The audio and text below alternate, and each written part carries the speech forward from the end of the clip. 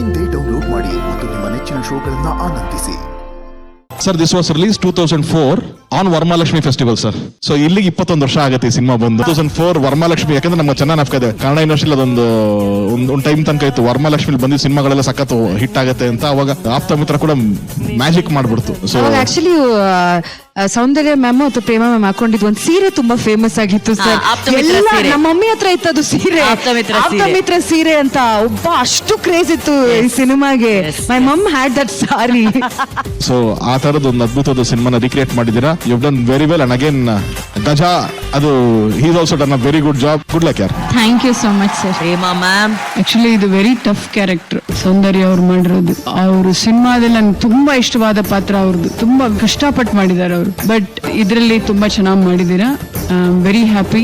ಅವ್ರ ರೇಂಜಿಗೆ ನೀವು ಟ್ರೈ ಮಾಡಿದೆ. ಗುಡ್. Thank you ma'am. ಇದೇ ತರ ಎನರ್ಜಿ ಲೆವೆಲ್ ಜಾಸ್ತಿ ಮಾಡ್ಕೊಂಡು ಸ್ವಲ್ಪ ಫೋಕಸ್ ಮಾಡಿದ್ರೆ you will be better actor. Thank you ma'am.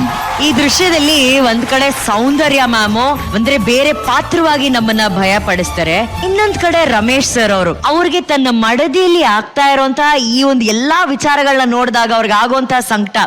Sir, ಈ ಸೀನಲ್ಲೂ ಗಜಾ ಮಾಡಿದಾನೆ, ನೀವು ಅವ್ರಿಗೆ ಎಷ್ಟು ಪ್ರೀತಿಯಿಂದ ಇಲ್ಲ ಕಣು, ಇಲ್ಲ ರಾಜ ಅಂತ ಹೇಳ್ತಿರಲ್ಲ, ಎಷ್ಟು ಮನ್ಸಿಗೆ ಅದು ತಾಗುತ್ತೆ ಅಂದ್ರೆ. ಇಲ್ಲ, ಕ್ಯಾನ್ ಯು ಇಮ್ಯಾಜಿನ್ ಈ ತರ ನೀವು ಸಿನಿಮಾದಲ್ಲಿ ನೋಡೋದು, ಟಿವಿಯಲ್ಲಿ ನೋಡೋದು ಓಕೆ, ಮನೇಲಿ ಒಂದು ಹೆಂಡತಿ ಹತ್ರ ಇದ್ರೆ ಏನಾಗಬೇಕಾ ಗಂಡ?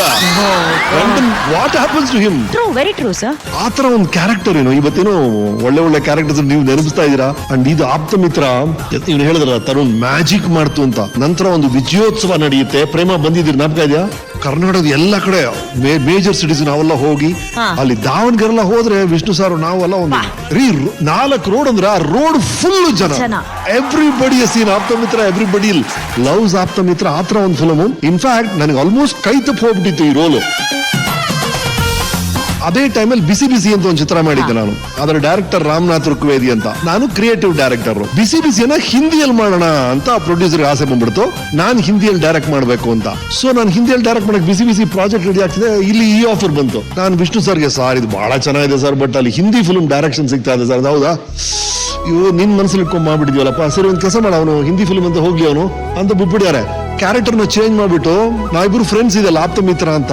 ಅಲ್ಲಿ ವಿಷ್ಣು ಸರ್ ಸೈಕಿಯಾಟ್ರಿಸ್ಟ್ ಅಲ್ಲ, ಅವ್ರಿಗೆ ಸ್ಟೂಡೆಂಟ್ ತರ ಒಂದು ರೋಲ್ ನ, ಅದೇ ರೋಲ್ ನ ಸ್ಟೂಡೆಂಟ್ ಅಂತ ಮಾಡಿ ಅದು ಏನೋ ಸರ್ಕಸ್ ಮಾಡ್ತಾ ಇದಾರೆ. ನಾನು ಅಲ್ಲಿ ಹಿಂದಿಗೆ ಹೋಗ್ಬೇಕು. ನೋಡಿ ಹೆಂಗ್ ವರ್ಕೌಟ್ ಆಗುತ್ತೆ. ನೀವು ಕೆಲವೆಲ್ಲ ಮಾಡ್ಬೇಕು ಅಂದ್ರೆ ಅಲ್ಲಿ ನನಗೆ ಹಿಂದಿ ಫಿಲ್ಮ್ ಆಗ್ಲಿಲ್ಲ. ಸಿನಿಮಾದಲ್ಲಿ ಇದಾಗ್ತಾನೆ ಇರುತ್ತೆ. ನೀವು ನಂಬ್ಕೊಂಡಿದ್ದೀರಾ ಇದಾಗುತ್ತೆ ಅಂತ. ಲಾಸ್ಟ್ ಮಿನಿಟ್ ಉಲ್ಟಾಗುತ್ತೆ. ತುಂಬಾ ನಡೆಯುತ್ತೆ ಈ ತರ. ಜನವರಿ 14 ಫಿಲ್ಮ್ ಸ್ಟಾರ್ಟ್ ಆಗ್ಬೇಕ್ರಿ. ಫೆಬ್ರವರಿ 15 ಮೇಲೆ ಡೇಟ್ಸ್ ಇದೆ ಅಂತ ಹೇಳಿದ್ದೆ. ಕರೆಕ್ಟ್ ಆಗಿ ವಾಸು PV ವಾಸು ಅವರು ಬಾತ್ರೂಮ್ ಅಲ್ಲಿ ಜಾರಿ ಬಿದ್ದು ಸ್ಲಿಪ್ ಡಿಸ್ಕ್ ಆಗಿ ಪೋಸ್ಟ್ಪೋನ್ ಆಗೋಯ್ತು shooting sir. It went to February 27 ಏನೋ ಸರ್.